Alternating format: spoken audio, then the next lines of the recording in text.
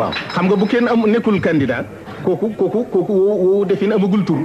ay candidat yu bari ñu seet ka ci ëppale waaye ku ne kii ma gënal sama bopp loolu moo am Touba ndax koo ca gis ne ko kay doon xalif dalay wax ne la xalif bi yilif ma moo ma gënal man ma yilif ma ne ko loolu amul tur li ci des mooy démocratie mooy lu ñëpp tolloo ak kon bala caa kenn jot na ko yeyoo mooy am réew état bi def fi def courant def ndox def sécurité def lépp kon ña dëkk réew ma ñëpp a yam kon balaa kenn jël mbir mën a fekk da ko yeyoo bu dee Touba nag moomeel dafa am li ñuy wax moomeel moom sa yëf ci lu jub mooy xalif bi dafa am ab dëkkam andi fa ndox ba mu doy te kenn du fay mu andi fa lampe ba mu doy te kenn du fay ku ñëw boo fa jëndee loo lekk mbaa loo naan yow la neex ku ñëw mu jox la loo lekk ak loo naan ak foo tëdd ak foo nekk foofu kër la tuddul dëkk kër nag borooma ko moom di su ko watee waaw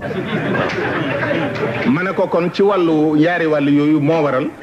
boo ci seet rek mooy dox Touba bu dee ci ñiy seet mooy keneen daa bëggul amuñu candidat bu dee ci ku moom sa yëf it dañoo moom seen kër ku bëgg a dëkk nag ñu ne la kay dëkk moo tax loolu démocratie noonu la fa demee